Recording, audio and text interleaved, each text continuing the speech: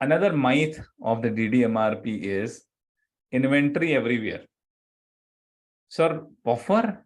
I need to put some buffer stock? No, sir. I only produce based on my demand. I forecast it. I will be identifying how much I require, and I would be procuring that much only. I cannot put a buffer. A buffer means extra inventory. I cannot put the extra inventory. It will increase my inventory cost. I cannot fill up my warehouses and my production areas with so much of the inventory. Demand-driven MRP will be bringing a lot of inventory, sir. We cannot sustain with it. That is again the misconception or the myths about the demand-driven MRP. Demand-driven MRP is not about putting stock everywhere. It would be creating your optimization of the inventory. Now, when I go for the workshop and people ask me like that there would be so much of stock, why we need to create so much of buffer, and this buffer, how would be the inventory carrying cost will increase, blah, blah, blah, things people say. I simply ask them one thing. Do you right now put the buffers? Do you right now put the buffers in your inventory? And they said, no, right now we don't.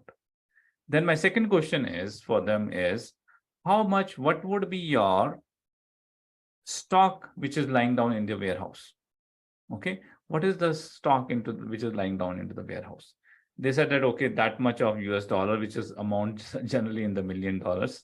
And I said that, what is the per day consumption of the stock? Then they tell me that.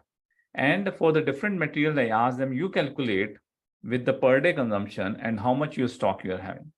So sometimes they would be finding that some materials are having even the 120 days, 200 days, 365 days stock also they are having. Few materials, they have 5 days stock, 2 days stock, and out of stock is also there. So first thing I try to make them understand that from the calculation procedure, you are not able to try to understand, but actually you are maintaining the buffers. If you are having a 365 days stock, if you are having a 100 days stock, if you are having a 30 days stock of a material, what is that? That is a buffer only you are maintaining. You're maintaining a buffer of 30 days. Now, from where this buffer you are calculating and maintaining? You are doing your demand-based planning. You are having a forecast. Based on the forecast, you try to maintain your forecast, and forecast level also people try to buy 1 to 2% extra so that the shortfall will not happen, right? So that increase at 1 to 2% at the down level, it's creating huge demand for the raw materials, and you're buying a lot of raw materials. So first thing they need to understand, even the forecast-based buying, they are doing it. Still, for the forecast also, the future forecast they are doing, they are just creating a buffers. Okay, I have not seen any warehouse which does not have a buffer. Although they are not using a reorder-based planning, they are using a planning type PD. Still, the inventory in your warehouse is nothing but your buffers.